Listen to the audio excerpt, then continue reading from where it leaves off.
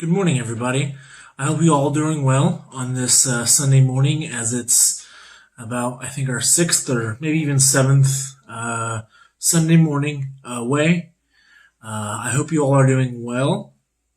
I hope you're all staying safe. And this morning, as we dive into our devotion, um, we are looking at Exodus chapter 32.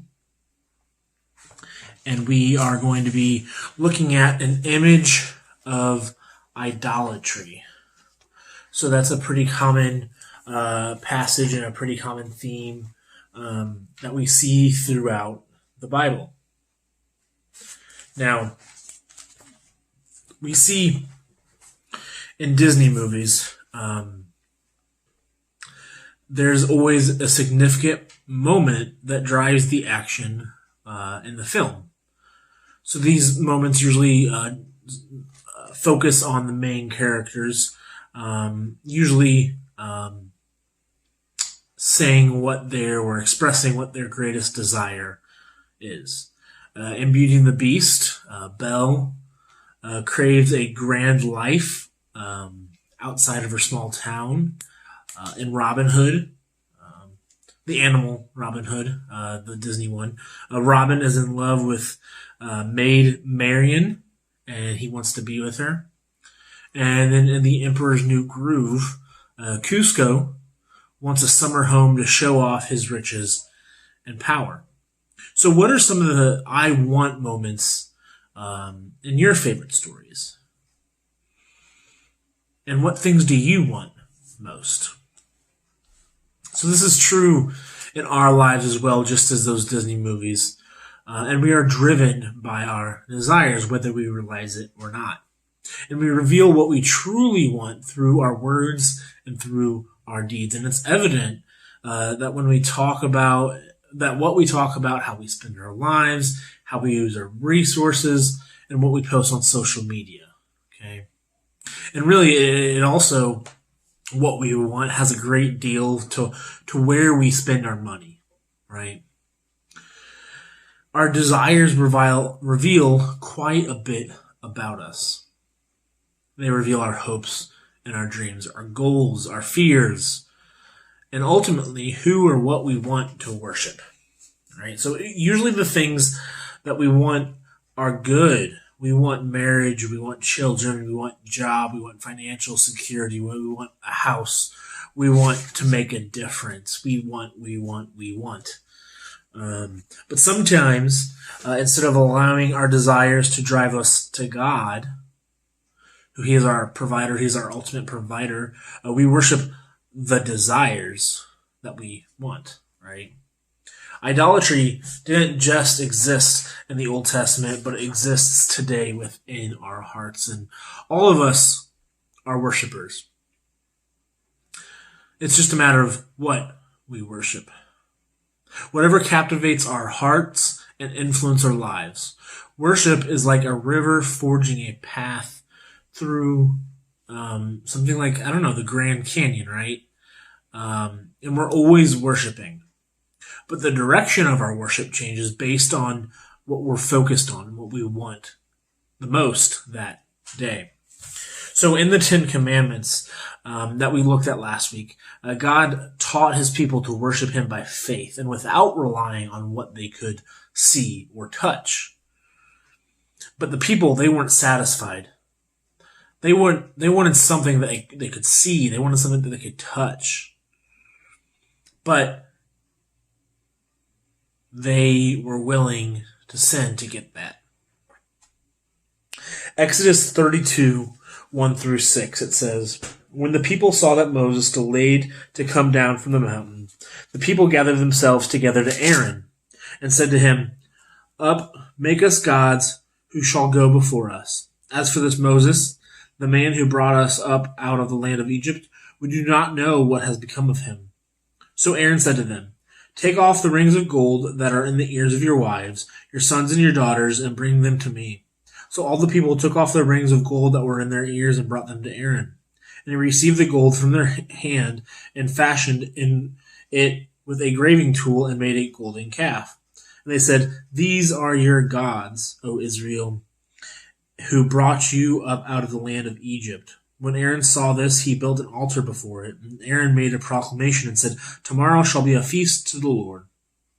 And they arose up early the next day and offered burnt offerings and brought peace offerings. And the people sat down to eat and drink and rose up to play. So on the surface, we see that the Israelites' failure in creating and worshiping a golden calf was breaking the very first and the very second commandment that Moses just told them about. He just told them about it, not a couple chapters before, right? Or really, no, like a few verses before, really. I'm sorry, yeah, a couple chapters before.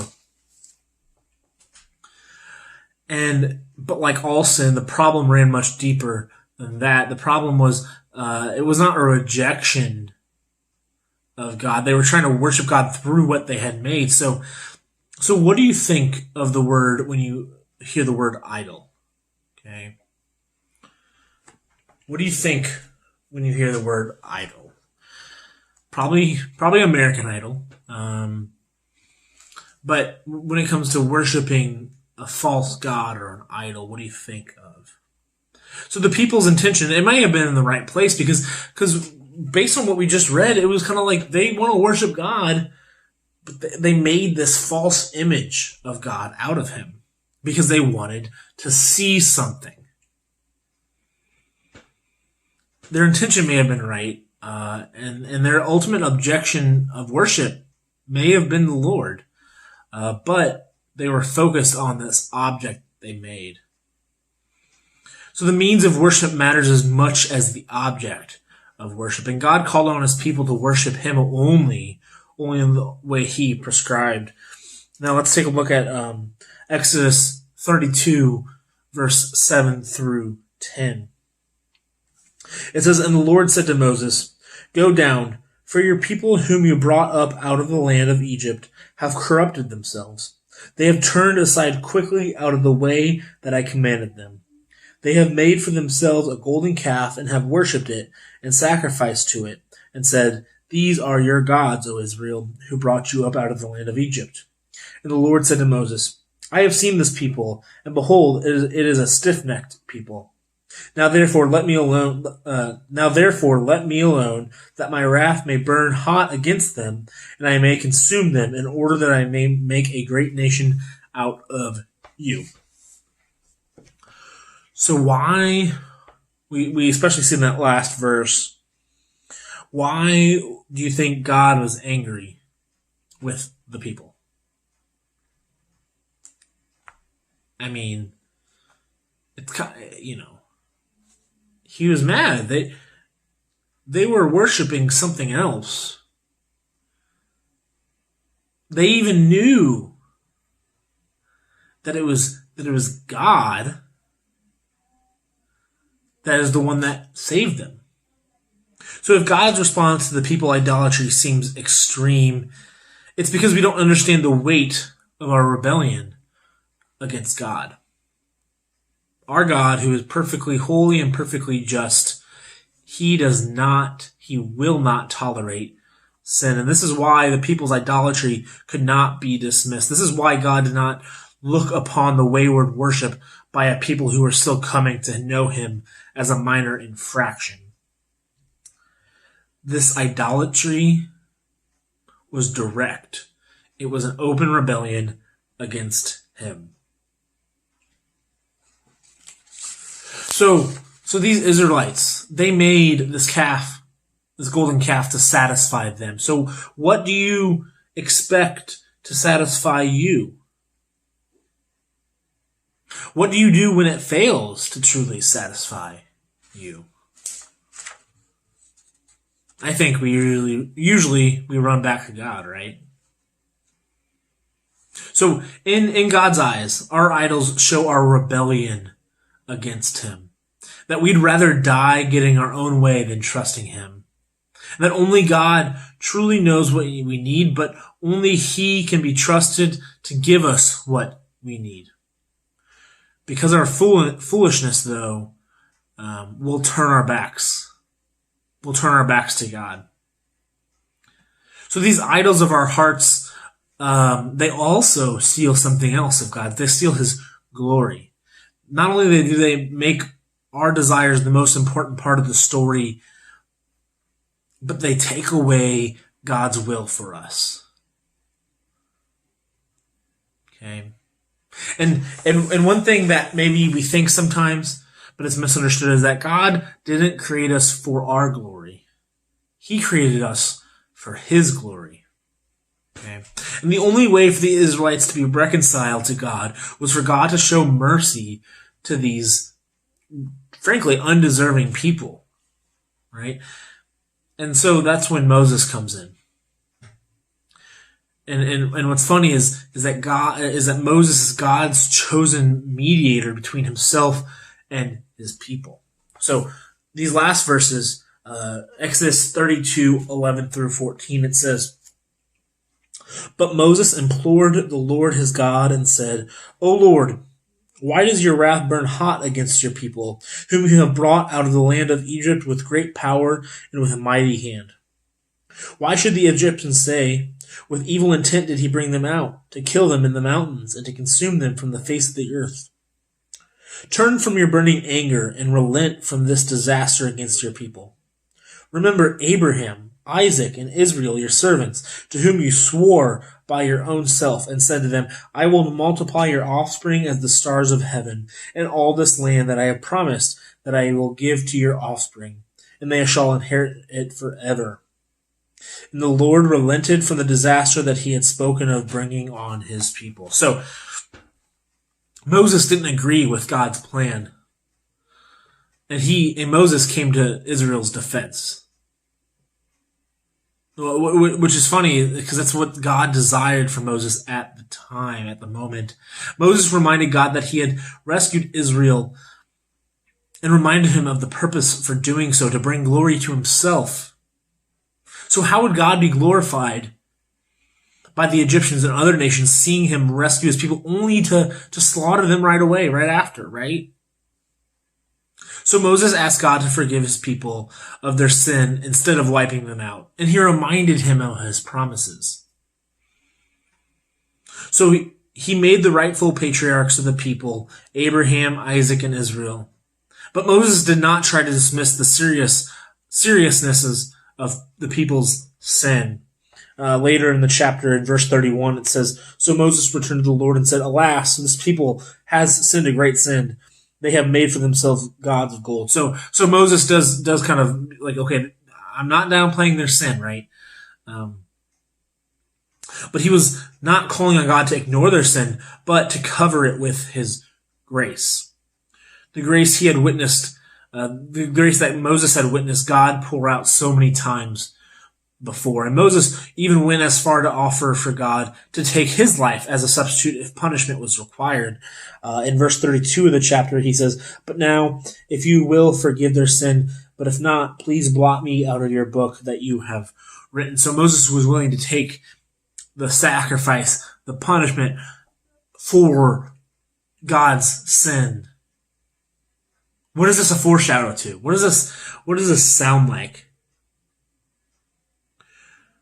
So, Moses, he went as far to try to be a substitute, but the people's hearts may have been far from God, but Moses' heart was not. When you ask someone to pray for you, right? How does it encourage you to know that someone was making requests to God on your behalf? That's what Moses was doing. He was making requests on the Israelites' behalf to God. So Moses' mediation proved effective as God, he did not punish them like he said he would. And while it may appear that God changed his mind here, God's plan all along was to glorify himself by showing mercy to his people. And yes, God is completely just. In God, he will not let sin go unpunished, but God is also forgiving. And he is not required to forgive the people's sin against him, but it's in his character to which Moses appealed to forgive. So Moses' mediation for the Israelites offered a glimpse of God's greater plan to offer forgiveness through a better mediator centuries later. So another mediator would also stand between God and the sinners who deserved his judgment, and would offer his life in exchange for theirs. And this it actually took place. Jesus was sacrificed on the cross that we would see, that we just celebrated on Easter a few weeks ago. Jesus came into the world fully God and fully man, and he was visible proof that God is with his people. So, how does idolatry in our hearts and lives negatively affect our relationships with others and our relationship with God? That's sort of I want you guys to kind of think on that this week. I'll repeat it again. How does idolatry in our hearts and lives negatively affect our relationships with others and our relationship with God? Our main point for this week that I also want you to kind of take away is that idolatry happens when we worship something or someone else besides God. And it doesn't matter if we think we're worshiping God or we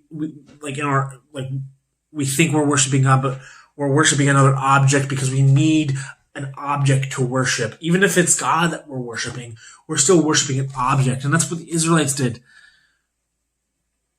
And that's still idolatry. Let's go to the Lord in prayer.